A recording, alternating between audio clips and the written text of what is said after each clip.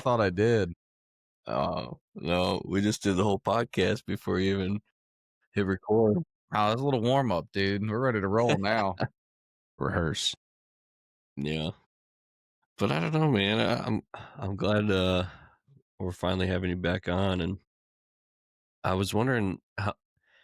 And we don't have to talk about this if you don't want to. We could start with something totally different. But I know, you had told me that your kids, you had recently got full custody of your kids, Yeah, and so I was wondering what that's been like, and yeah, it was wild, to be honest with you. So one day, so I was kind of bitching to my ex-wife about getting more time because so for the last 7 years, I get 1 week in the summer, and like typically I have to pay to fly out to South Carolina. I get that 1 week to visit the kids, and I got to fly home. So I was I was talking to her. I was like, dude, I need more time. Yeah. I was like, I need to get more time with the kids. They're getting older. They're starting to remember things more. And then I got divorced for a second time. That was cool. And yeah, I can't but remember. I don't know if we got into that on the last episode, but nah. But so then shit kind of fell apart, and then out of nowhere, she's like, "Hey, how do you feel about taking your daughter for the summer?" I was like, "Oh yeah, of course." Like every place that I've moved into since I've gotten out of the Marine Corps has had an extra bedroom just for the kids for when they come down. Like I've made sure Right. there's always been a bedroom. So I was like, yeah, like we have this place. Their beds are already set up, ready to go, rooms put together. She's like, okay, cool. So I go down there to pick her up.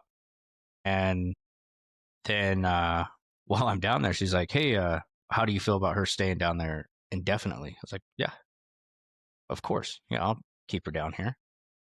So I take her down and I'm like, hey, like I need her school shit. I need to get her registered for school and all these other things. And then freaking out of nowhere, she's like, hey, register your son for school too. And then she comes down to visit and just kind of like drops him off. It's like, here you go. So then out of nowhere, I had both of them. So now I got talking to a lawyer and trying to work on the full custody thing. She's already agreed to sign over stuff and all that jazz. So That's awesome. But like, and you don't have to go into this, but like, did she fucking elaborate like what happened? By any means? yeah, I mean, I don't mind going into anything. All right. So if you guys have questions, if there's certain things I can't answer if it's work related, Right. but other than that, yeah, I don't care. I'll talk about whatever. So, it sounded like she was on the outs with her boyfriend. It sounded like she had another affair, and then they were starting to split. So she was planning this ahead of time, and that's pretty much what happened. She told me, she's like, hey, this stuff's not working out up here. I'm gonna need to send the kids down with you. And yeah, I'm like, yeah, that's fine. I'll gladly take them. And now we're in brand new house. They have their own rooms, tons of space. So Yeah, that's good stuff, man. mm-hmm. how has it been balancing that? I know, with being away from the kids, you were able to go full speed and get into with SWAT and everything, and really be 100% focused on the job. But now you might have to balance instead of that 100%. It's cutting some of that away from the kids. How have you been balancing that kind of thing? I feel like that's gonna be tough. Yeah, it's its own battle. Honestly, if it wasn't for Lolly, like I don't know what I would do. She's been awesome. She's been a great support. Jumps in, like kind of just got dumped into that mom role right out of the fucking get go. I mean, she's been doing awesome. So we have a good, how do I put this, like system in place. So typically our days, she works day shift and I'll work like a weird swing schedule. So she's home when the kids get home from school. and then she can make dinner and put them to bed, and then I'm there for the mornings to make sure they get up and go to school. And then on the weekends, we have the weekends off. So we both have, I have Friday, Saturday, Sunday. She has Saturday, Sunday, Monday off. So that kind of works out. At the beginning, it was rough because, I mean, I haven't been a full-time dad in 7 years. And then out of nowhere, it's like, hey, here you go. So Right. Yeah. a lot of growing pains. Yeah, but it seems like you're managing it well, and we're Yeah. happy. I was really happy for you to hear that. Yeah, and you Yeah, got good thanks. support, and you deserve that, brother. I appreciate that. But yeah, it was its own thing. So Dean is my son. He's high functioning autistic. But the problem is when he was living in South Carolina with his mom, they tried to treat him very different than all the other kids. So he was in his own thing. He couldn't do any wrong kind of deal. So when he came with me, there was a lot of structure that was put in place, and it was Mm-hmm. hell for like the first 6 months. Like I remember the first couple of weeks he got here, he was bawling, throwing a fit. He's like, I don't want to be here anymore. You guys aren't my family. This isn't my home. And I'm like, okay. I'm like, Yeah, well, it's gotta be where are tough you for gonna them. go? Because he's just turned 7. So I'm like, well, where are you gonna go? He's like, I'm gonna go home. And I open the front door. I'm like, okay, if you want to leave, you can go. I'm not forcing you to stay here. Walks to the end of the driveway, and I close the door. Lolly's bawling because she's soft. I'm like, I just give it a minute. And I go out there, and he's crying. I'm like, get in the fucking house.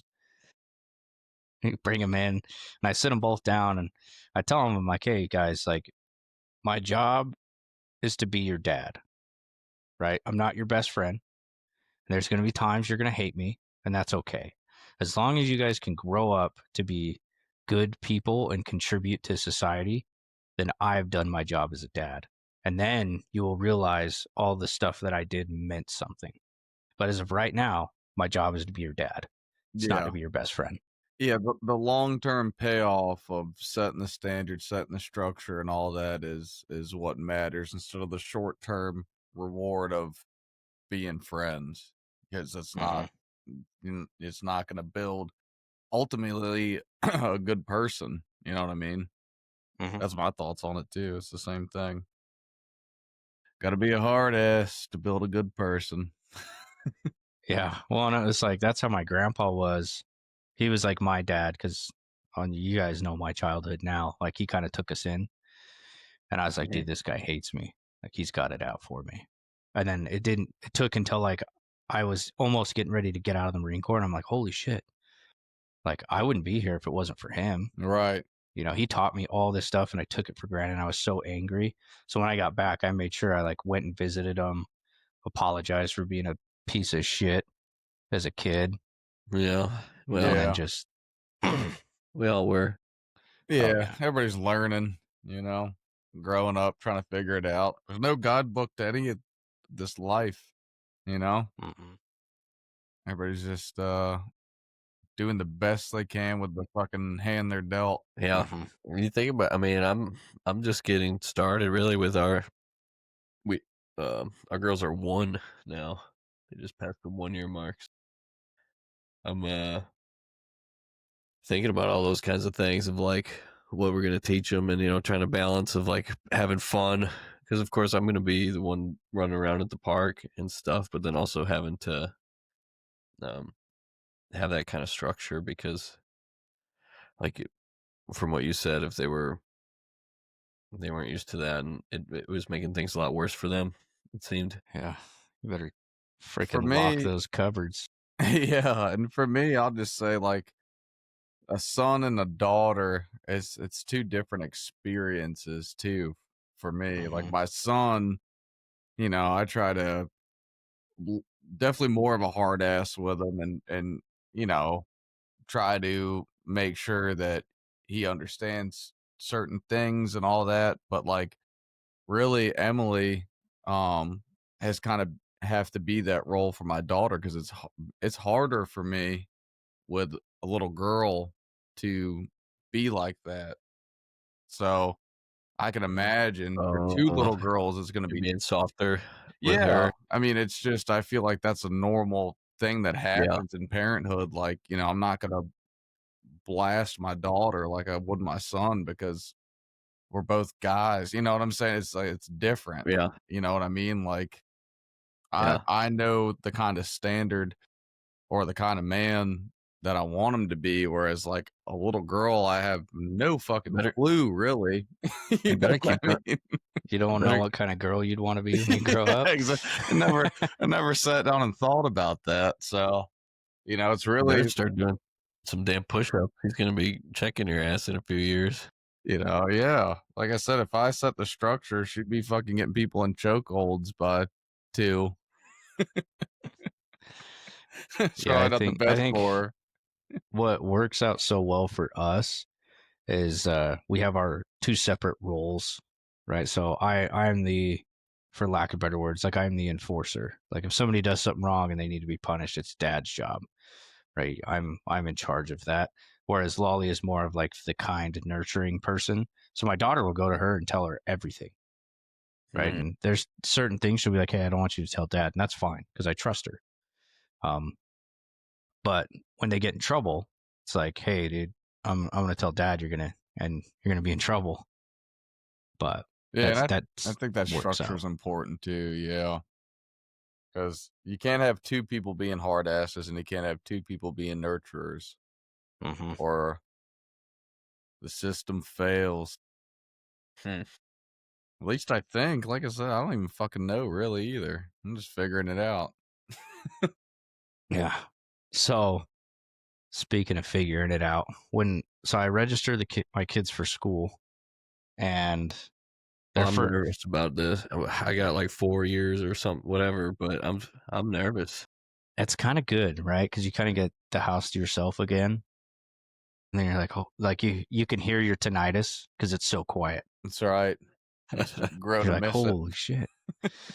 But so one day I'm at work and my daughter comes home with this piece of paper and she's like, "Hey, you guys need to sign this." So Lolly's reading it over, and it's got like it's a counseling permission slip, and on there you have to check these boxes and agree to have your child talk about. And these boxes were sexual orientation, religious beliefs, and political views. And so she calls me, and I went ballistic. Yeah, I was like, I who do in the their same. fucking mind wants to talk to my daughter, my 10-year-old daughter, about religious views, political beliefs, and sexual orientation? I was like, this is bullshit. So I'm like, just freaking out in my car, trying not to take it out on a homeless person in Salt Lake. And yeah, just fuming. So I'm like, all right, That's my the morning next, routine. yeah, I was like, the next day I'm going to go to the school and I'm going to find this fucking counselor and I'm going to figure out what's going on. Right. Meanwhile, apparently, I was also told that this counselor, same counselor who talked to my daughter, pulled my son out of class. So I'm like, well, he's already high functioning autistic. He's in an IEP program. I'm like, why did he single out my child in front of his classmates and pull him out of class? So I was pissed. We go into the next day. I'm like, all right, I'm going to drop the kids off. I'm going to park. I'm going to walk into the front office. And Lolly was with me. And I walk into the front office and I talk to the receptionist and I said, who is the counselor? And I need to speak with her right now. And they have these walkie talkies. So she gets on her walkie talkie and she's like, oh, the counselor's on playground Counselor duty. report. She's like, the counselor's on playground duty. She won't be in for another 40 minutes, 45 minutes. I'm like, that's fine. I'll wait. So we sit in the only 2 chairs in this front office, and the only person I can look at is the front office clerk. So I'm just staring at this clerk who's done nothing wrong. Like she didn't do anything wrong, but I have nothing else to focus my anger at. So I just stare at her for like 40 minutes. It also happens to be a field It'd be trip day. terrifying. So then there's a bunch of freaking parents coming in, signing waivers to go on this field trip. I look like an asshole because I'm just sitting there staring at the clerk and not saying a word. And then in my mind, I'm like trying to picture what this therapist looks like. I'm expecting like some chick who just graduated college with pink hair and is a screaming liberal, something that just really pisses me off. And Counselor? then that's what I imagine this counselor to be. I'm just imagining this, right? For her to send this paper home to my daughter, she obviously has to be a super leftist liberal lady with like pink hair and like a badge that says fucking she her on it or something. So I'm Yeah, like just picturing this. Can you further explain this paper? Like, He's just imagining something that would really piss me off. It just pisses me off. So I'm just sitting there fuming, right? And then this door opens and it's like this cloud of fucking dust, like this graveyard fog rolls into the office. And this Oh, old, shit. decrepit lady, so old, she's got a hearing aid bolted into the side of her head and a walker. And she's like, "Hi, I'm the therapist." And now I'm fucking more pissed off because I can't yell at this old lady. I'm going to give her a fucking heart attack. So I'm like, okay. Like, she's like, "Let's go to my office." So I'm like, okay, that works. So we follow. It takes us about 10 years to walk down the hall to get to her office. And we sit down. what's the rush, brother? We sit down and she's like, "Thank God you guys have come here. I was so worried." And then she starts talking about somebody else's kid. My God. And I'm like, "No, I'm not here. I'm not that person's What was father." she saying about someone else's kid? No, that's all she said. I stopped her because I didn't want to know anything else. She's like, "Oh, I'm so glad you guys are here. We're having this girl." Like, she says this name. I'm like, "Whoa, we're here for my kids." And she's like, "Oh, okay." Well, she proceeds to start telling me. She says, "Well, I saw your son. He was on the playground and he was sitting there by himself." And she's like, "I went to ask him what was wrong. Like, what? Hey, is everything okay?" And he looks at her, my son looks at her and he goes, "I don't have a home. Oh, I live at a train station and I eat pepperonis." what? It's not a Yeah. bad And life.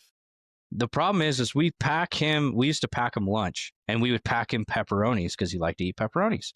So he's probably out there fucking slamming pepperonis, telling this counselor lady he lives at a train station. So I'm like, God damn it. And then the counselor lady's like, "Well, then I brought your daughter in to see if I can collaborate the story."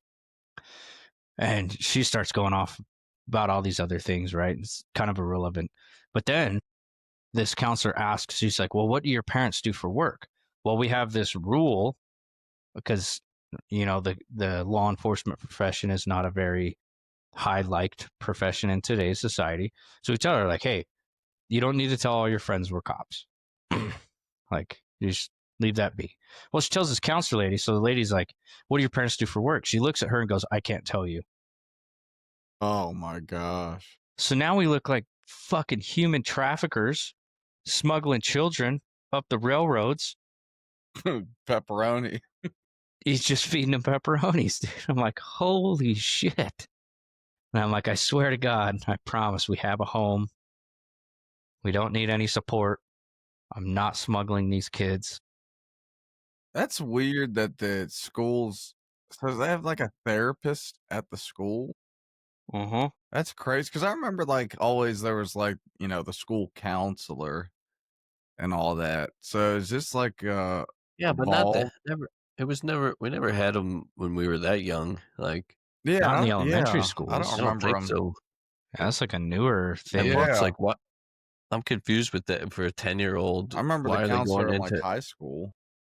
all those topics? Seem way too young for a 10-year-old. Like, I don't even think we had like the first like sex ed class. Where it's like an old ass video of The drawing of a penis and everybody's chuckling in the background. yeah, we all had to draw one, and whoever drew the best penis got put up. Got a blowjob. That was only one teacher, but no, it was like 6th grade, which would be like what 12 years old or something like that. Mm-hmm. Yeah. That was I know every state might be a little different, but It still seems a like little nuts that they're and that was like prime. that was like the base level, like this is what happens. Mm-hmm. Yeah, I never had it in elementary school. So it's That's just a very new strange. thing, I guess. So But what happened? what happened with all that then? Can you Yeah, say so no? Yeah, well, like we pretty much just kind of talked to her, and I was like, "Well, what the fuck does this paper mean?" And she's like, "Well, it's there, so if your child decides to start talking about it, I can engage with them." And I was like, "Well, I'm not gonna sign this paper. Like, if she wants to come talk to you randomly throughout the day, that's fine, but I'm not signing this paper. Like, I don't want you to talk to my. That's my job to talk to my kids about religion and political beliefs and sexual orientation." So that's Yeah, kind of where it's it also ended. your decision to seek outside help if you feel like at some point that's necessary. Yeah. Like it's your right to refuse that. Yeah, what I feel like I was 10 years old, we were talking about, like, Christopher Columbus, and you make, like, a turkey hand thing, and you bring it home. That's a new Like, day and age. Yeah. It's it was weird time. Like I remember the counselor in my junior high, and it was like the equivalent of South Park's Mr. Mackey. Mm-hmm. Yeah, he's just like, okay, Exactly. drugs are bad. Yeah. Okay, That's the guy I fucking and needed to talk that to. was a counselor we had. You know. yeah. I think that this is my opinion. I think that that shit is detrimental because it's introducing kids to thinking about all of these things that they should not be thinking about at that age. If you're going to say, hey, it's important to talk about X, Y, and Z, sexual orientation, political beliefs, first off, when I was a kid, I didn't give a single fuck about any of that. I was just trying to go to a party or go meet up with my friends. And especially at that age, you're just trying to go up to Yeah, fucking like recess and shit. Like 10 years why old, would a we'd 10-year-old line even up need to and throw dodgeballs at each other, yeah, why would the and fuck would then you even need to talk about politics at that age? I That's didn't what's have so political strange. beliefs until like fucking 5 years ago. Right, that's what I'm saying. Like Like it comes as an it adult doesn't when matter. you start to understand more and how it actually impacts your life. As a kid, it really doesn't mean a shit to No, it you. doesn't mean anything. Yeah. yeah, it's strange for, So why introduce that to children as I think it should not be. That's my personal opinion on it. Yeah, no, I agree. But well, what do you guys want to know? Well, brother, Questions do you how's it guys been, have, dude? dude? How's it been? How's it It's been been, hasn't been on the mean uh streets of fucking being Salt a part Lake. of SWAT?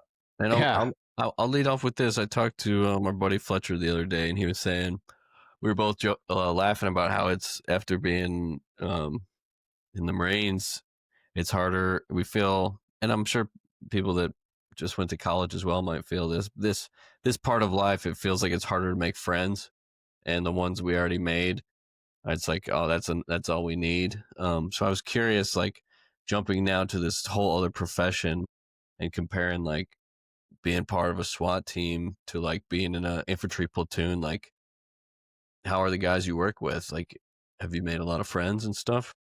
Yeah. So it's funny because I have two friends. I only have two friends that are not cops or military. All my other friends are either military dudes I've served with or are in law enforcement.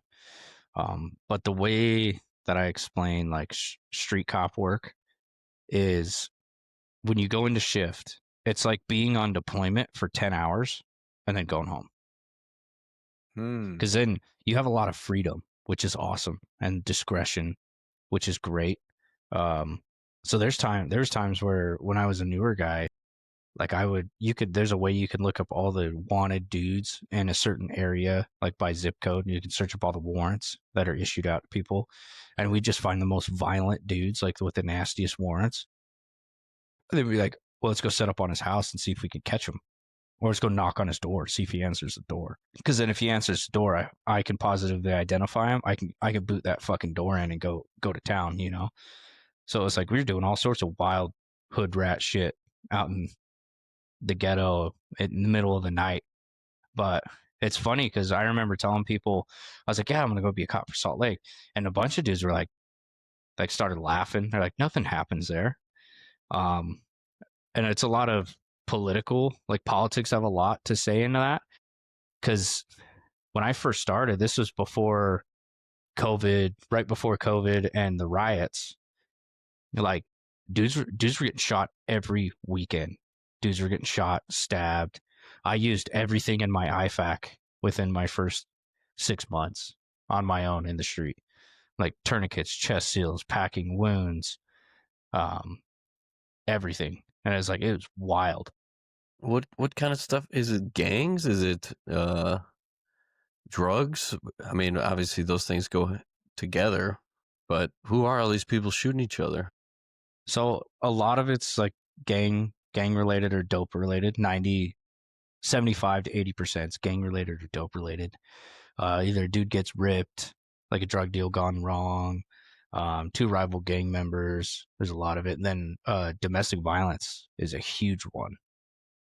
So Really? statistically, that is the most dangerous call that a patrol officer or an officer in general can go to. Some Statistically, dude just angry as hell at his wife. yeah, dudes beating the shit out of each other, something like that. Usually, like holidays are a big one, like Christmas, New Year's, Valentine's Day. Yeah, my family always gets in a fight every fucking holiday, but nothing like nothing too bad. Well, and it's funny because No cop. knowing the statutes, and I can only speak for Utah because that's where I work and that's where I know. But like technically in Utah, right? If if I if I get into an altercation with my cousin or my brother and I punch him in the face, that's domestic violence. That's domestic Oh violence shit. assault, Yeah. right? And this Utah has a thing where you don't get as a victim, you don't get the choice to be a victim. You're automatically a victim, and according to the state code, you have to make an arrest. You have to. Oh, so you can't say like I don't want to press charges. Like it was two brothers fighting over. Oh something. really? Yeah, you can't. Yeah, you can't say that. You're like, oh, I don't want to press Mm. charges. Doesn't matter. Yeah, and when it comes to the DB code, it doesn't matter. Like we have to make an arrest, and then there's a bunch of stuff that gets put into that, right? So if like breaking property is a domestic violence code. Like if I get mad, if Lolly and I got into a fight and I broke a plate, that's domestic violence, criminal mischief. I can get taken to jail for it. And then if you get taken to jail on a domestic violence related charge, then there's a 30-day protection order that gets put in place. And if one spouse or the victim per se chooses to waive a couple of those, then I'm allowed to come back home. But if they choose not to waive any of those, then I can't come home for 30 days or call and talk to them. Holy shit. What yeah. what's the political affiliation, or I don't know, or whatever you'd call it, of Salt Lake City? Like are they left or right, or what do you mean by that? Salt Lake City in itself is primarily liberal. Right, because it's a city. So they're very liberal with a lot of things. Very like BLM, freaking anti-cop, Antifa dudes and stuff like that. But the weird thing about Utah is the gangs. The gangs don't make a lot of sense in Utah. They're not territorial, so don't care about territories or blocks. Right. Like, traditional you can have gangs, you can have two fucking rival gang members live on the same street and have no issues. Like they won't have any issues. But then like if they're out in the town, it's kind of free game. But then dudes are hood hopping with no repercussion. And then you have like white ginger haired dudes that are shot callers for like Serranos or Hispanic gangs or black gangs. So there's not like race doesn't have a lot to do with it here. And same with territories. Really? What can you, I don't know if you can say, what are the most prevalent gangs in Salt Lake City? So we have so right now they change a lot. So obviously like TCG is a big one. So the Tongan Crip gang. You have your traditional Bloods and Crips, but we don't see a ton of those. It's mainly Norteños and Serranos. And then we have like 500 Block Bloods. We have Florencia 13 members. There's a couple of Gangster Disciples. They're not super common here. We got the Vagos MC at the Vagos MC, the Sundowners MC, and then there's all these other pop-up gangs that will Yeah. they'll just kind of pop up. Holy shit, dude! I didn't know Salt Lake was like that with the gangs. Yeah, I guess there's a lot of places, honestly, that unless you're kind of involved in that realm too, you don't really probably get a lot of exposure to it. yeah. I mean, it's funny because if you look at it statistically, violent crime per capita, Salt Lake's in like the top 10 in the United States. Yeah, I've Like heard about that actually. you're more likely to get your car stolen in Salt Lake than for car thefts. It's like top 5. Really? Yeah, I remember I did hear that Salt Lake City does have a high crime rate. I'm looking up some stuff. Yeah, as far as violent crime goes, Look around on which is Zillow. it's funny because it's like you don't hear about it in the news because they want this perception of like, oh, Salt Lake's this nice place and everybody should live here and all these things, and then some poor asshole from California buys a house right in the middle of the hood and has Right, no idea. right. Yeah, that's nuts, man. Is it? But why does it become, or why is it so different? Do you think where it's not mixed by neighborhood or like not mixed by race, like you said, like white? Yeah, because that's A the white dude. traditional gang route, right? A lot of it's race related, a lot of it's turf related. Yeah. So if I had to take an educated guess, I think a large majority of the gangs that are in Salt Lake didn't originate in Salt Lake. They're dudes from Southern California, to Compton, LA, and stuff like that that move to Salt Lake City because of the Mormons, right? So a lot of like the Tongan Crip gang, for example, we have a lot of Pacific Islanders that move to Utah because in Tonga and Samoa, they have the missionaries go there, they convert to the church, and then they help them get over to Salt Lake or Utah, Mm, and then they establish themselves, and then their kids run around with some other assholes, and then they just join these gangs. They're recruiting dudes in junior high to be a part of these gangs. Like we had dudes 13, 14, and 16 conduct a drive-by on another gang member, flee from cops, and then get zipped up or kill cops. holy shit. Man, I guess that does make sense though. Yeah, these people, people come over and then their kids and they get wrapped up in the environment of it, and then that's nuts though, man. But yeah, we had a ginger-haired, like redheaded white dude, and he's a shot caller for one of these Hispanic gangs. So as far as the race part, I have no idea. I think somebody told me, so I can't steal it.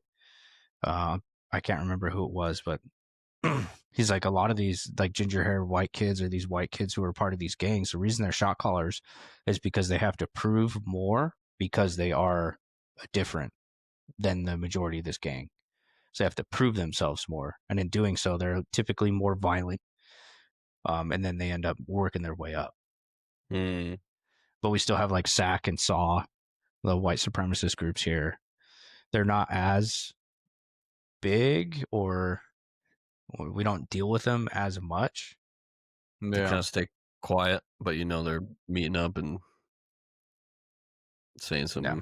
So I got a question. We're all fathers here, and you do probably, well, you definitely do. I work at a fucking plastic factory, but you probably work at the most high stakes, life on the line. You go into work, you don't know what the fuck Yeah. you're going to encounter every day.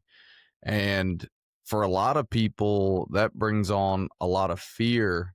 But, being a parent and managing all that also, I know I have my fears with managing that and making sure that that goes, right. So what would you say would be something that scares you more as being a father than working a job like that you work, where you're constantly surrounded? I'm not saying that you're scared all the time at work, but you know what I mean. You're in a high stakes fucking environment all the time. So is there anything about fatherhood that, you know, you're hyper focused on as well? I think it would have to be the part that scares me the most is not having everything set up for my kids, if that makes Oh yeah, sense. Like Yeah, I'm still I in that to- building phase.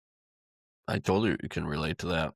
Yeah, so I'm still building the foundation, right, right? Because I think, and this is my personal opinion, but I'm pretty sure it's pretty constant across the board. Of like, my goal as a dad is to make sure that when my kids get older and I pass away, I can give them everything.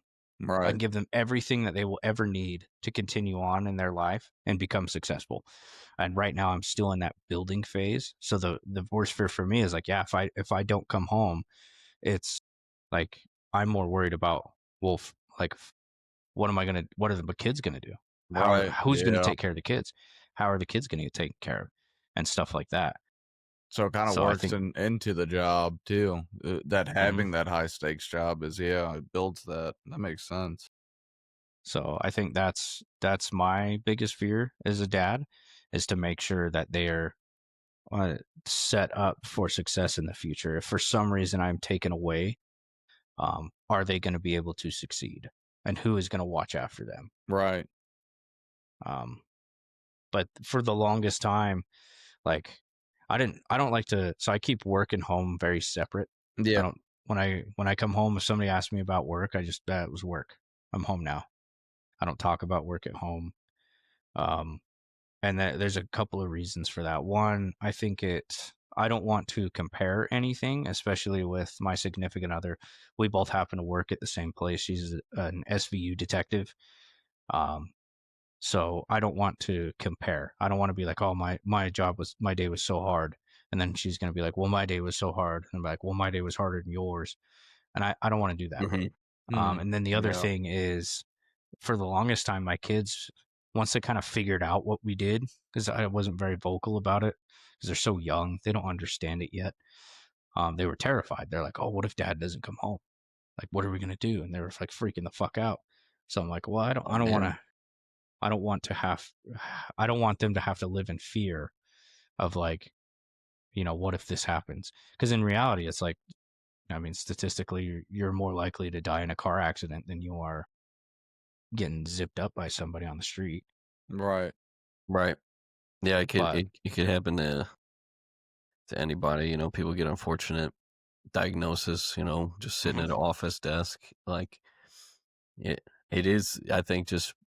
I mean, like I said earlier, it's so fresh for me to where this past year, like you said, that building phase. It's like thinking about every little thing and all the life insurance and just trying to put everything in all the ducks in a row, like just in case. But before kids, I didn't care. Like that was yeah. just There's me. no reason to. Yeah, Yeah. I think for anybody is, that works, and any job can be scary in itself. It doesn't matter what it is. You could work at the fucking post office, and that could be a scary job, right? Like you never know what kind of equipment can go faulty or what can go down. But I think what helped my family the most was I would introduce them to dudes on the team or dudes that I worked with, and be like, "Yeah, if something bad happens, like this is the guy. Like this is the person who's going to help me, or he's going to have my back," and like introduce their family, let them know my family. So that way we all kind of know what's on the line. right, yeah, Yeah. yeah. It's huge. Makes it more personable and makes it yeah. Is there anything you'd say from that you learned during your time in the military that you apply to your current uh role now? Or Oh, that dude, all the time, yeah, all the time. Freaking, um, I think one of the biggest ones, and I'm a huge advocate for the Marine Corps. Like, it was funny because I was just listening to, been off the grid for a minute, but I was listening to Horton's interview with you guys. yeah. Yeah. Great, great one. Yeah. But Oh, Orton's a That good was a lot of man. fun. freaking, like a lot of parents I feel like are like, oh, I don't want my kids to join the Marine Corps. I don't want my son to join the Marine Corps or follow the path that I did or whatever. I'm a huge advocate for it, right? because some of the lessons I learned in the Marine Corps, especially in the infantry, I will never learn anywhere else. And those have helped me throughout my career today, every day. Like being grateful for the smallest things and then like making something work with the minimal, like the most minimalist amount of equipment. Mm-hmm. And we deal with that all the time. Right. Like we're the capital city's police department. We are not funded very good at all. Like it took us freaking 20 years and we finally got a Bearcat. Did the defund the police deal ever impact y'all? No, it never Yeah, I've helped a been ton. curious. Okay. I've been curious about that because I know that when we were in the military, people have some perception, and you see some article about, oh, Marines are in this country doing whatever, but then the people that are actually doing it, it's a little bit different. So I feel like there's a lot of things like that with, you hear all these people talking about, and I don't get too involved with the news and politics, but everyone's heard about the defund the police situation. And I was wondering from someone who's actually on the inside, like, has that even been in effect, or is that just a lot of noise? Is that just people talking on the news? I could tell you in So Charlottesville, which is super liberal, I know that police department got wrecked for a while. yeah, there was a ton of police departments across the United States, mainly on the East Coast, because that's kind of where that George Floyd incident took place. Yeah. There's a ton of places over there. Portland is another one. Yeah, they got impacted super hard. They had to cut wages. They had to cut personnel. Um, for some reason, like the stars and planets aligned, and like we were never affected No, that's by good. that, That's good. which is good. But then it's also like we're also not super funded in the first place. Like, so when I Which talk is about crazy. It's just the Bearcat crazy. deal, right? So a Bearcat is pretty much like an F550, just armored. Got a bunch of armor on. It's got a gun turret. It's like a smaller MRAP, but a little bit more applicable for the city. Is that like what you see online with like the battering ram on it and Bloomberg shit? took and pull it Yeah. up. Yeah, okay. I know what you're talking about. So it took us 20 years to get a Bearcat, and prior to that, we were rolling around in a fucking MRAP, like military style Really? MRAP. No shit. That's There not it what is. it We're is. Oh, there it is. We got Dude, I looked at the middle of the page initially. an Yeah. actual So animal if you called go a down, Bearcat. Dave, right there, that's kind of what we're rocking now. Similar. And It it's looks like awesome. Yeah, Lenko Bearcat. Look That's at pretty that much fucking exactly thing, dude. what we're rocking with. You better have your ducks in a row if that thing fucking rolls up at your front door. But yeah. yeah, freaking yeah. Before that, we were just rolling in a fucking MRAP, dude, and it was like if we took rounds, Dave in fucking 30 years. but with an Acorn. But That- yeah, so freaking yeah, that thing looks awesome, man. I don't know. Talk to us about, like, I'm curious. Last time we didn't get into even the selection process or how you went about. Talk about the transition a little bit. Like, you were, correct me if I'm messing this up, but you would say like a regular cop, a street cop, and then you took the jump over to SWAT. What did that look like? yeah. So our team is primarily composed of collaterals. So what that means is that there's 4 dudes who do SWAT full time plus a sergeant, the team leader or the leader over SWAT. And there's 4 dudes who do it full time, and then the rest of the team is comprised of collaterals, which means that like dudes work patrol as street cops, and then if a SWAT related incident happens, they just bounce from patrol and go jump into their SWAT shit, and then go do the SWAT thing, and then once they're done, they go back to shift and keep working. Oh, shit. Wow. So, for my small police career progression, because I've only been in, I'm like 6.5 years in the department. I've done 5 of those on the team. Dude, time is going by too. Yeah. Flying. But We're just in the barracks. Yeah, freaking. So I was a patrol cop. You have to have 18 months in the police department in order to be eligible to try out for the SWAT team. Okay. So once I hit my 18 months, I put my packet in. They kind of review their packets, and then you go through like a PT test, which is it's all changed now. So now I could talk about it because I don't think it'll go back. So everything's changed now. So when I went through, you had to do a PT test, and then you did a firearms qual. So you did a qual with your pistol, and then if you passed all that, they would allow you to go to selection, which was a week long, and you're probably putting in 100 hours, like 4 hours of sleep a night, if that, and then you're just fucking working for 6.5 days straight. Oh, so they're trying to break you. Yeah, so it's a lot of like sleep deprivation, which is a huge thing. And I didn't realize how important it was until I got on the team. And we'll talk about that a little bit later. But so yeah, you're sleep deprived. You're doing these mock warrant services or mock barricades. They're trying to teach you, and then they haze the shit out of you. Pool stuff. So they had a bunch of swimming. I'm a fucking terrible swimmer. Wait, but Because I'm curious about swimming. Is that part of your potential tasks? Like, do you guys use fins, or like, do you train to do any kind of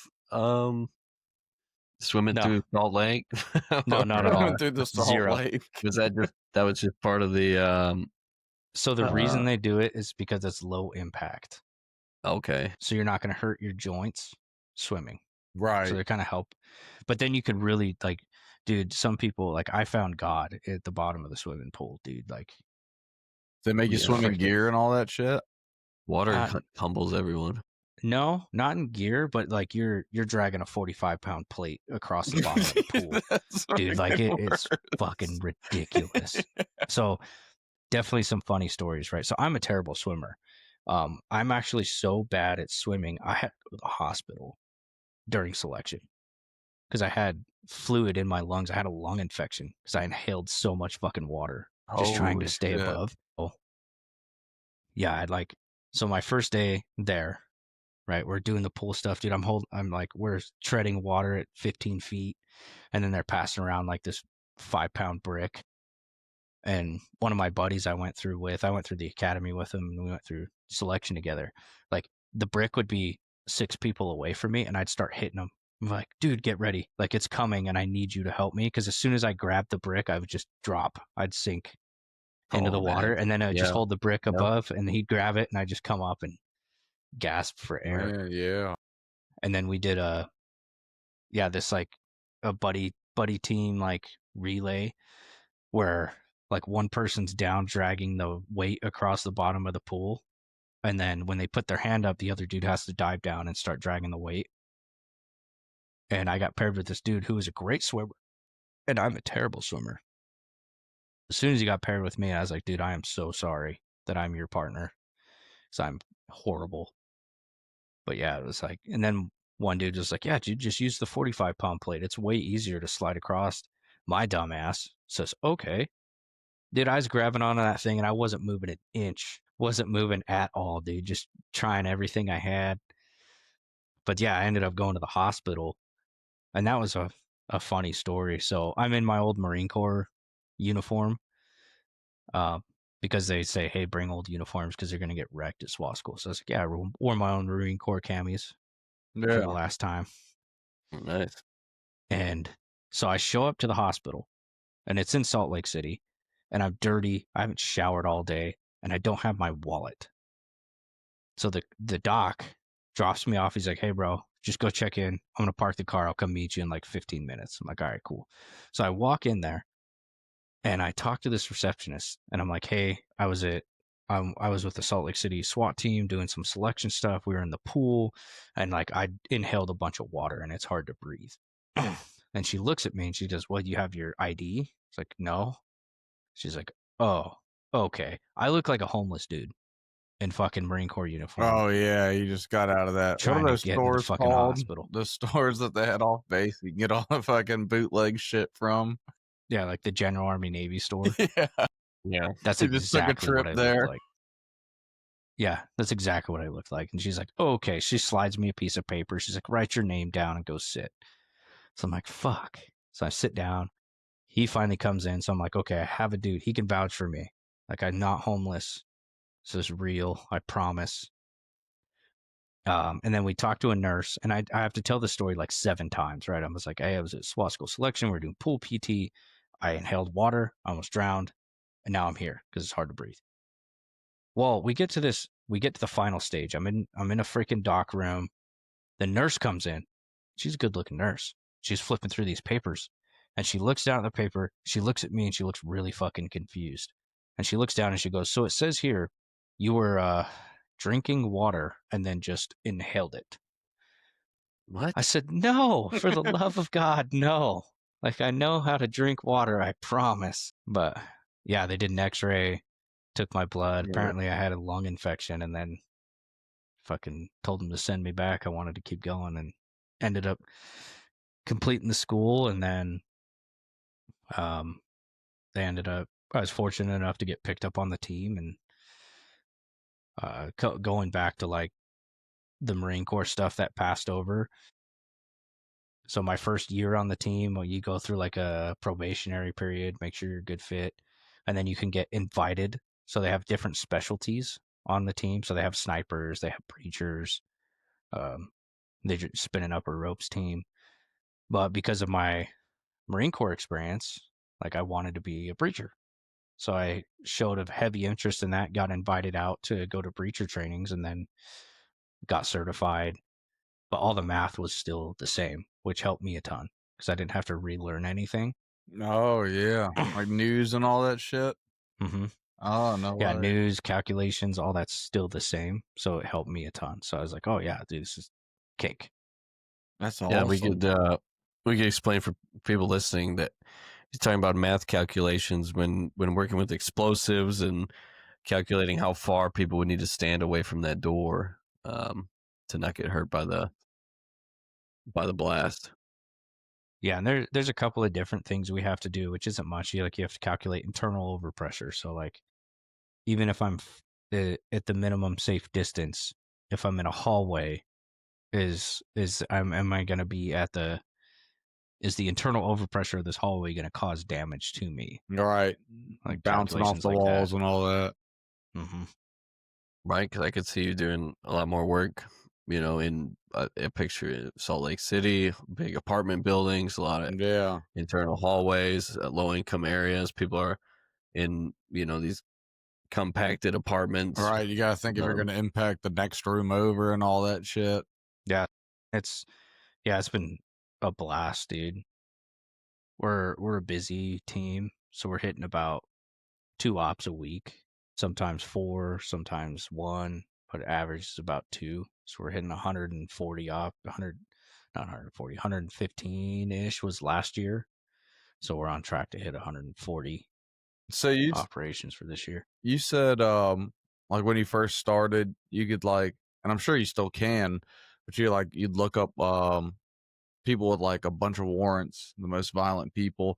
So is the SWAT force more of and I know that like if a situation happens that you get called to that, but is a lot of it like following leads for lack of a better term, like doing investigating into it and then like following up with it when it's not like a high stakes situation or something that is like actively happening, you know what I mean? So our team, right? I can't speak for others, but our team is um warrant service heavy. So there's no detective work when it Okay. comes to the SWAT team. Um, it's all so the easiest way to put it without kind of sound like an ass, but like when the police call 911, it's the SWAT team that shows up. So if patrol is out there and there's a problem that they can't handle, like a barricaded person, a hostage, or something like that, then they call the SWAT team and we show up. I got you. Okay. And then warrant services. So like if the gang detectives want to hit a house, they'll give us the warrant. We'll do the planning and go hit the house. Same with Got you. narcotics, SVU, homicide, robbery, and those kinds of people. Got you. So we got to ask. We talked a little bit about it on the sticks. You were at the aftermath of the Charlie Kirk deal. So you're there in Utah. Everybody saw it on the news. I mean, I know I saw it. I mean, madness. So how did that all play down? And just run me through, if you don't mind, the timeline of like when you got notified and just how that all went down. Yeah, so that happened at UVU, so Utah Valley University, and that's probably about 40 minutes south of Salt Lake. And there's been several times where we get called to help other agencies out. So we were actually at training. So we're doing a training, and then our sergeant, which is like he's the SWAT commander or the SWAT team leader in charge of all of SWAT. He gets a text from one of the commanders. He's like, "Hey, dude, there's an active shooter at UVU." And one person hit. We're like, "What the fuck?" So we kind of stopped. We kind of stopped training, and then we're all like, "It's not that far away. Like we could make it. We could get down there." So we head back to the office. We start changing over. And I'm like, "All right, we're gonna chill here until we get the final word."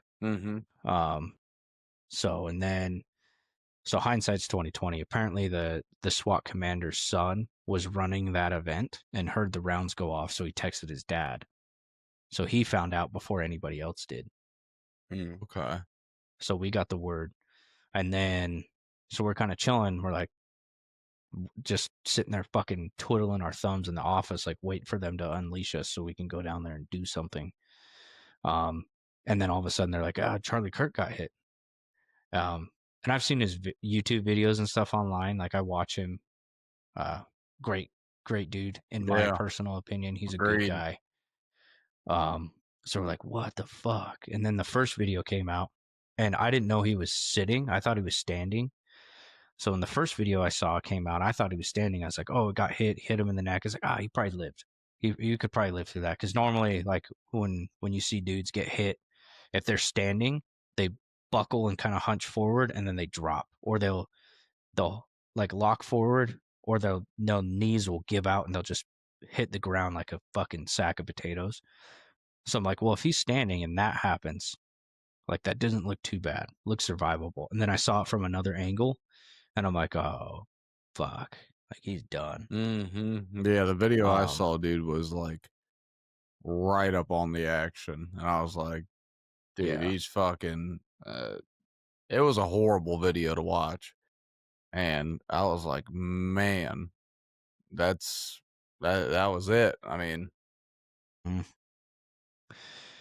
yeah, it was terrible. We saw that and we're like, oh, like yeah, he's fucking done.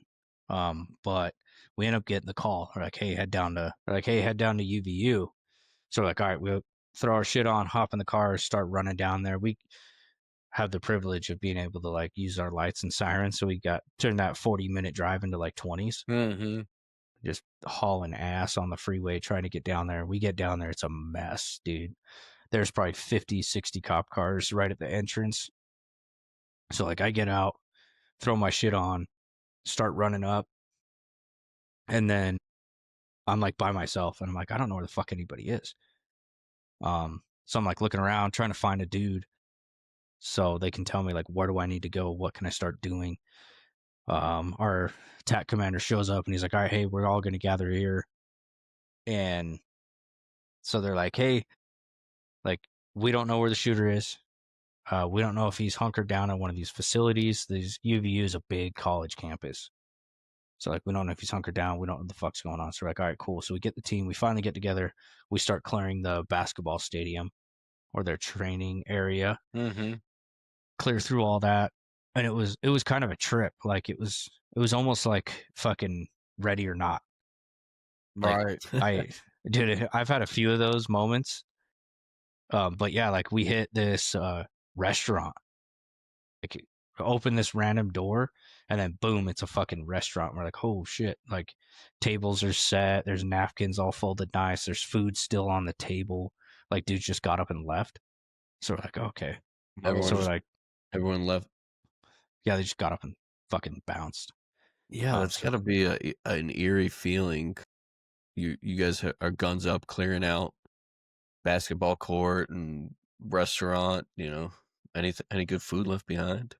Yeah, there's like some, yeah, just random shit on the tables. But yeah, we're like clearing through, and like the ovens are still on, the deep fryer's still on, like going through that, and then like clearing the walk-in freezers, like making sure he's not hiding in a fucking freezer. And then we get to this point, and they're like, "Hey, like we're pulling back." And we're like, "What the fuck's going on?" So we like meet back up at our rally spot. They're like, "Hey, we're gonna link up with this other unit. They think they might have a house on the dude who shot him. So if they're going to serve paper on it, which is like a warrant, if they're going to serve a warrant, they're like, hey, if they're going to serve something on it, we're going to hit it. So go link up with these dudes." We're like, okay. So we go link up with these dudes.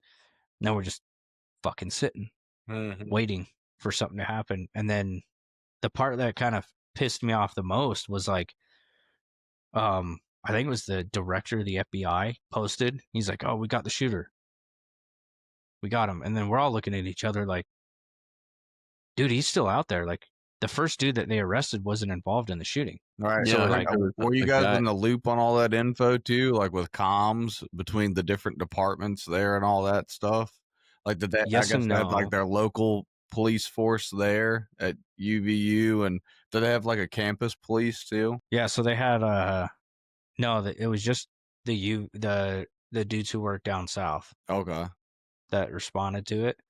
Plus a bunch of agencies showed up just because it was a mass event. So like Right. when one agency is like, hey, we need help, typically like a bunch of people will show up. But so the comms were decent, right? They'll establish like a tactical command Yeah. area that's got comms with their individual team and what's going on with everybody else. So we had decent communications throughout the entirety of the event, but we're all sitting there like, dude, no, like Right. he's Like you not. knew that that was not the case. Yeah, we're like he's still not in custody. And then fucking another post comes on. It's like, oh, they got the shooter. He's in custody. It's like, dude, no, he's not. Like he's not in custody. Like I don't know where this. Like some motherfucker got fired for giving. Is it Gavin Newsom? Is the director of the FBI or gave that No, no. Cash statement? No, Patel is the no, director Cash of the Patel. yeah. That's what it was. Yeah, like whoever gave him that intel must have got fucking fired, dude, because it was bad intel. yeah, Yeah. and it's crazy that those things they just get fired up to the top so fast, and they want to be able to post the news immediately, and it's like, what good does that do anybody? Why don't they Right. just wait Like for a confirmation? verification, yeah. Like, why say something immediately until you know for sure? Yeah, well, everyone wants to be the first guy to be like, we got him. Yeah, well, I mean, I remember Everyone reading wants the this credit. news, dude, and it was like exactly how you're talking about, but it was like the news post. I was following it. It was like they had him, and then it was like the hunt's still on, and it was like now we have him. Now the hunt's still on. I'm like, what the fuck is going on? Yeah, well, it was funny because yeah, he came up with the thing. They posted on there like, we have the shooter, don't worry. Like he gave this big speech of like, oh, we got the guy, blah blah blah. And we went home. We ended up getting cut. They're like, hey, like, everything's dry on our end, or everything's gone cold.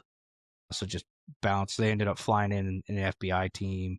The U.S. Marshals went out to start looking at places, and then yeah, we're like, he's still not in custody, dude. Right, But so we were the next day. We got told that uh, VP Vance was coming down to Salt Lake to escort the body and his family. So we did counter assault, kind of like security for that, which was super cool. Like I was, um, I'm glad that they gave him Charlie Kirk and his family that respect to fly him down on Air Force Two back to his family and his home yeah, I to agree. properly bury his body. I was grateful for that because he deserved it. And the family, like we had our own executive protection detail dudes on the family, like with the family at their uh, hotel for the night, running security for them. But yeah, like when we were down there, they still didn't have the shooter when we were Right. fucking doing that whole deal. Um, I know that situation is definitely not an everyday job or an everyday call But I'm sure that's got to be one of the most frustrating things, and it reminds me a little bit of the military, where like you're kind of at the mercy of like you know like the sitting and waiting. Mhm. It was did that feel pretty frustrating for you when you were Yeah, there? dude. Yeah, I was fucking pissed. Like Yeah, I I bet. had charges. Like I was shoving so much fucking demo into my plate carrier, so that way if we ran into something, I could just breach it and go. Right.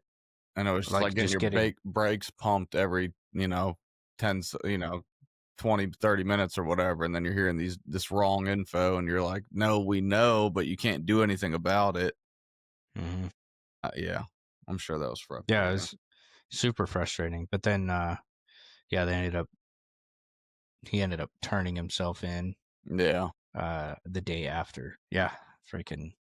Yeah, that's crazy, man. That's crazy. We're right there in it too, and there in the aftermath, where something that everybody in the world is kind of attuned to, but you were there, you know, going through those damn buildings and seeing the immediate aftermath of it had to be a little bit wild, man.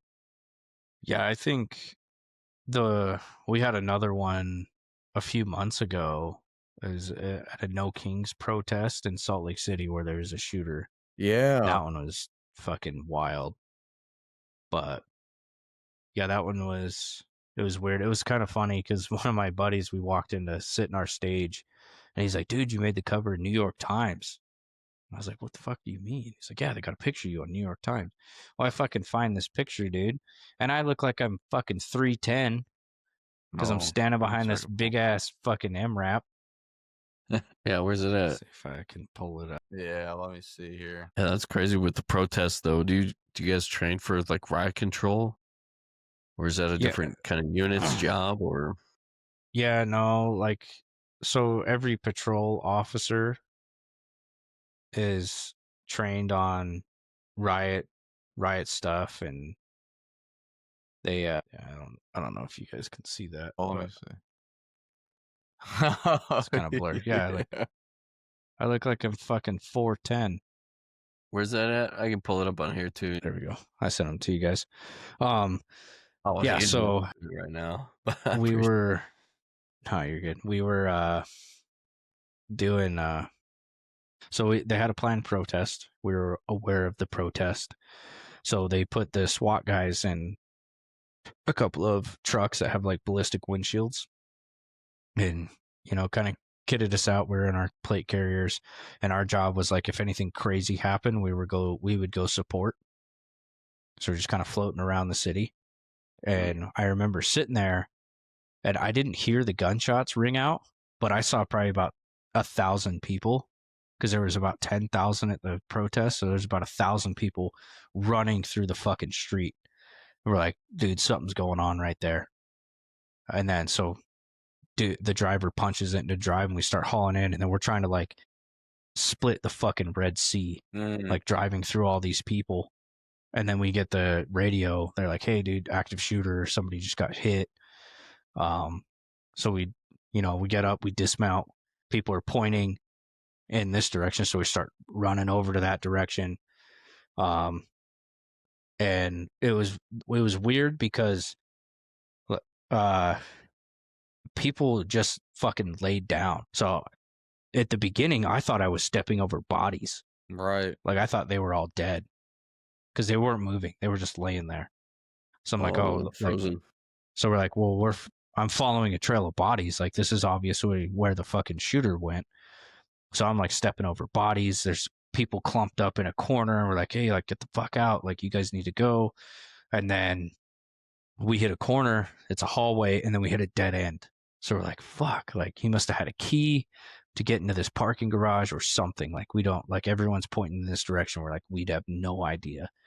So we end up looping back, and we start clearing the parking garage. And by the time I hit the top floor of the parking garage, they're like, hey, we got the dude. He's in custody. They found him. We were like probably 6 seconds too short on getting there when he cut through the parking garage versus us running up to it. So if we were there for like If we were there like 6 seconds earlier, we probably would have got the dude. Yeah. But he cut through that parking garage before we got there, just a few seconds prior. And then another team ended up taking him into custody. But the craziest thing about it, so what happened is our suspect, right? So this dude pulls out a disassembled AR from a backpack. He starts putting it together behind like a car, has a couple of mags, loads a mag in, and then starts walking to the crowd, like of 10,000 people walking in the street. And God, man. these protest organizers have their own little shitty security. And what happened is one of their security dudes saw him walking with a rifle. So he drew out and shot him. He shot, I think, 2 rounds. One hit him right in like his love handle. And then the other round missed and dome pieced another dude.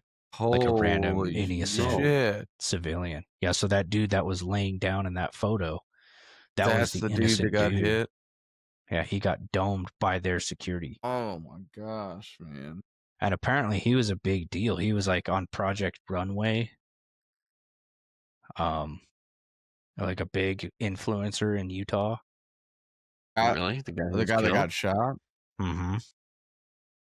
Yeah, and he got domed because when I came out, like they were still trying to work on him. I took over chest compressions and did what I could until they got there. But I think he was pronounced dead on scene. Right.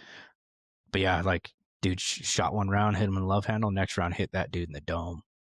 Jeez. And then dude. That guy took off running. He apparently hunkered behind a car to disassemble that AR and shove it back into his backpack, and then he ran through the parking garage as we were showing up. Damn, that's nuts, man. So, well, brother, got anything to add for the people? And also, I got a question. You got Helldivers 2 downloaded? We got to get into some goddamn stick. right, I got Helldivers 2. What level are you? Like 20. Hey, if that. It's fucking more than us. Another thing, I'll have to find it and send it to you guys, and you can throw it in a link or something. But we had a legit hostage rescue mission when I first got on the team. That was pretty wicked. How'd it go down? Can you talk through it? Yeah, I can talk through it. They made a TV show about it. Really? What's the TV show? I'll have to. It's on. I don't know if you guys have heard of bodycam. Yeah. It's like the next version of Cops. I mean, it's a better version of Cops. I think a little bit more. Yeah. So intense. they made bodycam made an episode about that. Oh incident. shit. So I mean, long story short, like crazy dude carjacks this lady, shoots around into her car, takes her car, flees from cops, ditches the car, starts running through a neighborhood, tries to shoot out a window, doesn't go, finds another house that has an open window and goes in through the window, and then pretty much just kind of takes his family hostage. Holy shit. This is in Salt Lake.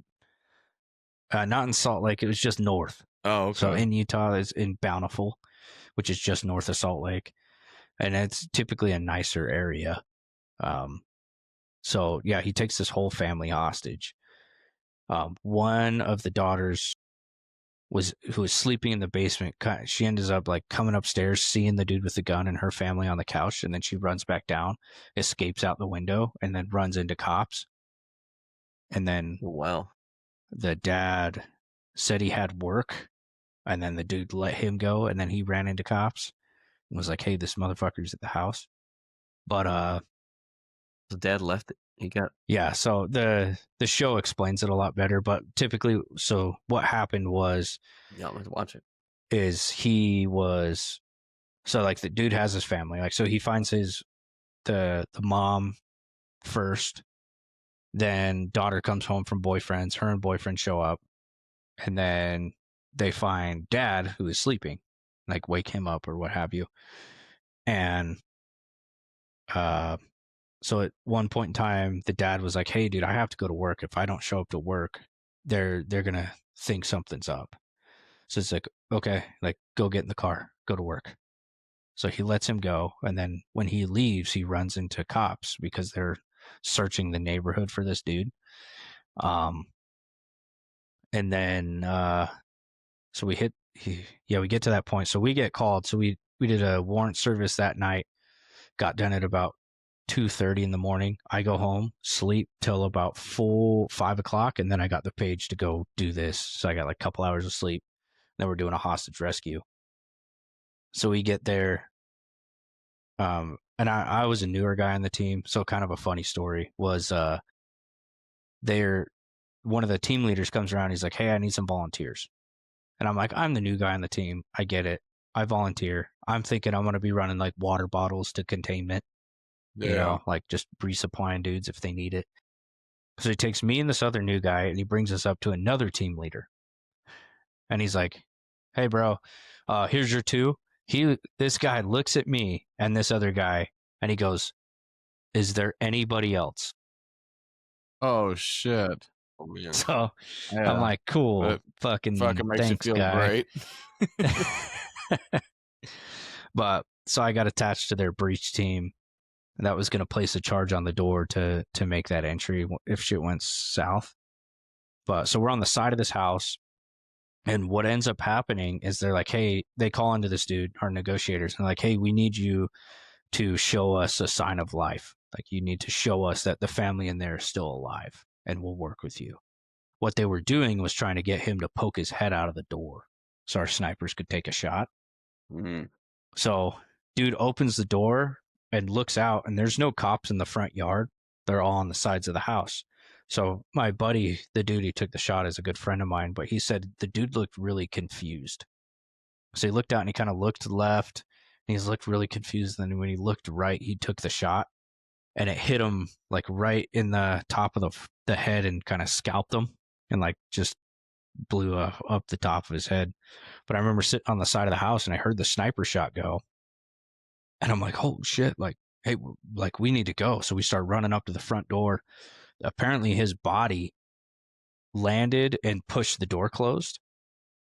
So when they're up there, they're like trying to shove the door open, but they had to push his body out of the way. But yeah, I remember once I made entry, I step over his body. I look at the wall, and like, dude, his face was just along the entire wall, like just pieces of his face, Oh, man. Jesus. brain, hair, blood, like just all along the wall. So like step over his body and then start clearing the house to try to find these hostages. They had another team breach the back door and then pull the hostages out of the back door.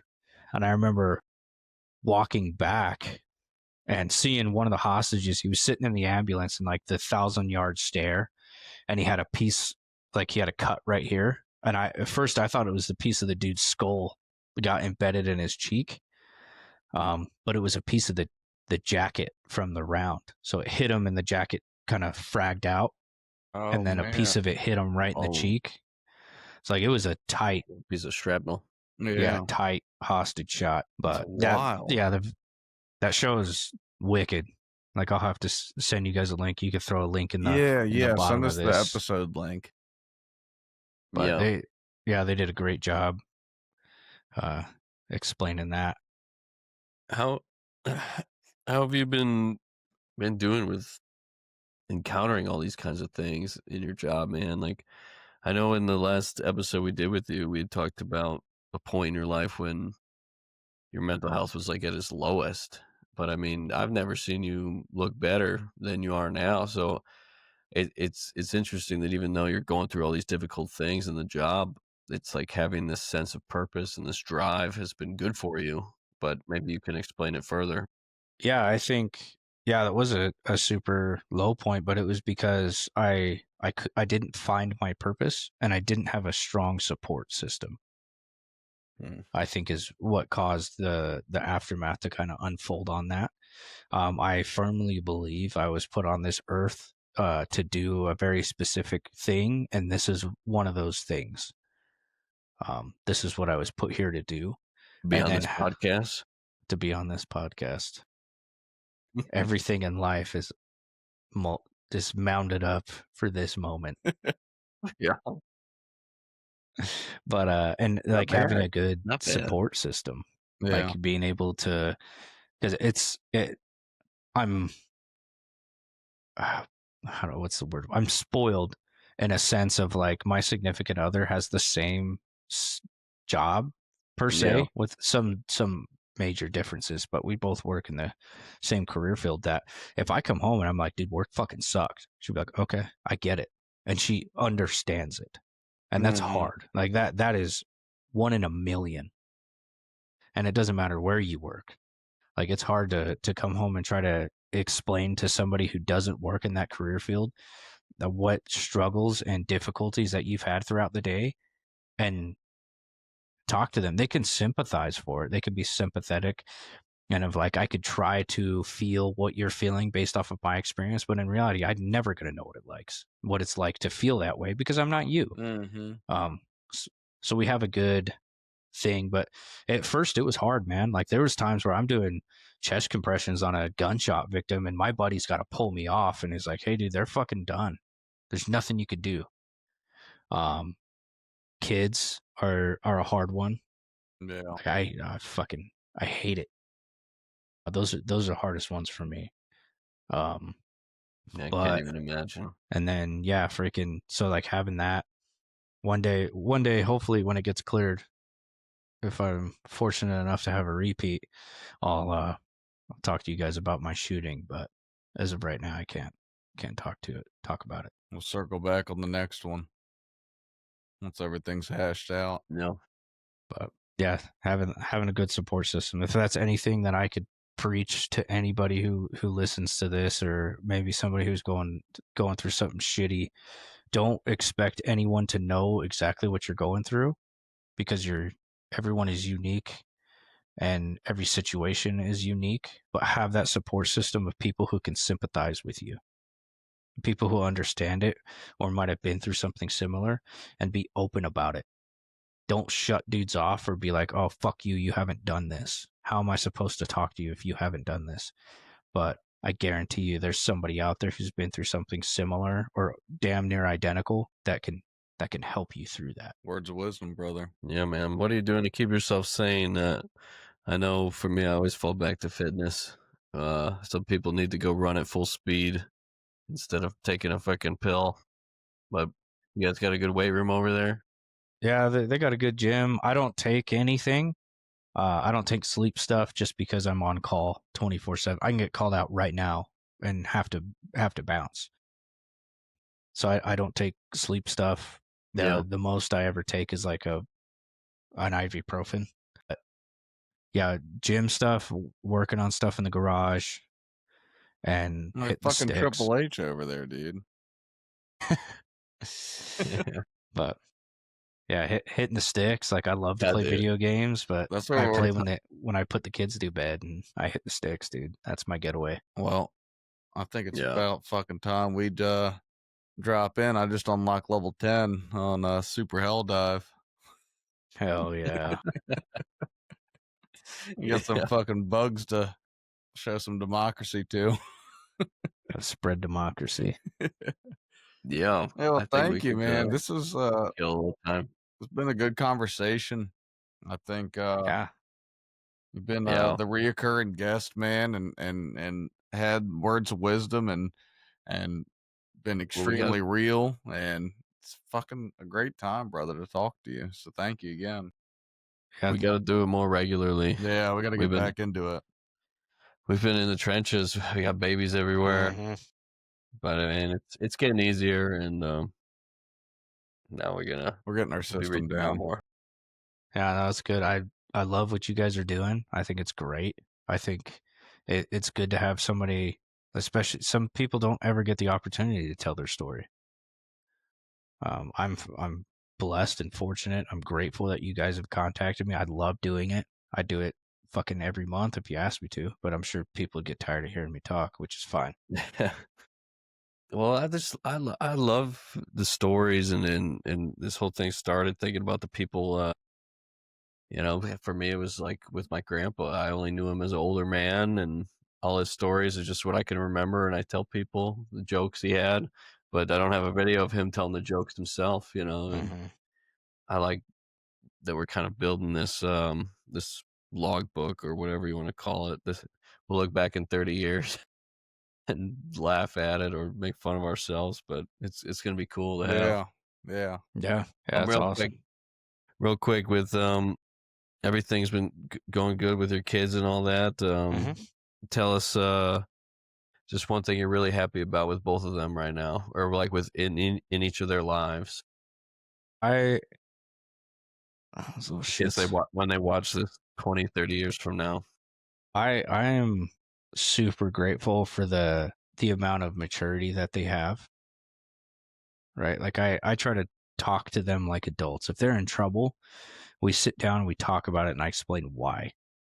Right? Because for me, that's a big proponent of how I understand things. If I don't know why I have to do something, I don't care about it. Hmm. So I'm like, well, let's sit down and let's talk about it, right? So we sit down and be like, this is why this is wrong, or this is why you're in trouble. It's because of this and X, Y, and Z. So the amount of maturity that they have is fucking awesome, man. Like, and the trust that they've developed with me is great. Like, when my daughter gets home from school, like the neighborhood's nice. It's like, yeah, is your homework done? Yeah. Are your chores done? Yeah. All right, cool. Get your bike and check back in like 3 hours. I don't care. And then she's always on time. Awesome. And she's great. My son has his social shell is broken, and dude, he will socialize with fucking anybody, and it's awesome because beforehand he wasn't.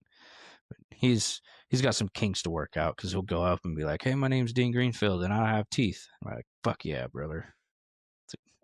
You're gonna kill him in the future." But yeah, dude, I'm proud of him, man. That's awesome. Sometimes that's all it takes is to walk up and say something.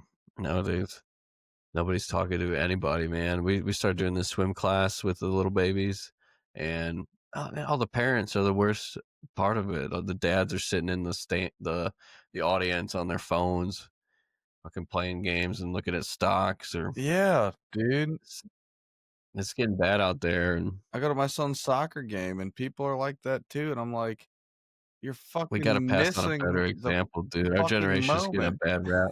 Yeah. dude. You're sitting there. There's a lady crocheting the other day at the soccer game. I'm like, just fucking stop the crocheting for a minute. Watch the fucking game. Be in the moment. I think that's what us as a society are losing, is being in the fucking moment. Crochet. I mean, I'll give that a pass. Like, at least you can kind of that's you're filling with your hands, but you can still watch. Or even like reading a book, I see as maybe more acceptable. But yeah, but why? I feel like the phone you get soccer game, man. Yeah, watch you don't need to play. You don't need to bring a book. What but the phone just I feel like you're so sucked into it. Like you're not. There's no way you're watching. Poison.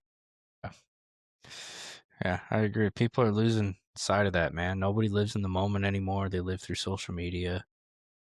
Dude, you go to a concert and you see people doing this at the concert. I'm like, how about you watch the fucking show? If I can look up the YouTube video when I get home. Why am I going to watch the concert through my phone at the concert? Yeah. Get me started on the phones. What can you do? That should be one of our topics for next time we all get online here is how to manage these kids with the phones and all that kind of stuff. And I'm curious what you see on your side of things. And yeah, it's funny. I don't know how much you want to go into it because we actually had a couple of things, or we can save it for another time. It's up to you, brother. I'm fine with anything, but we can save more for next time. We're really gonna start to be more consistent with these episodes. But all right, boys. All right, fellas. All right, thanks for coming on again, brother. Yeah, we appreciate having you. You take care of yourself out there. Yeah, man. Thanks again, guys. I don't know if we'll use any of this at the end, but we'll use all of it. All right, boys. To the sticks. To the sticks.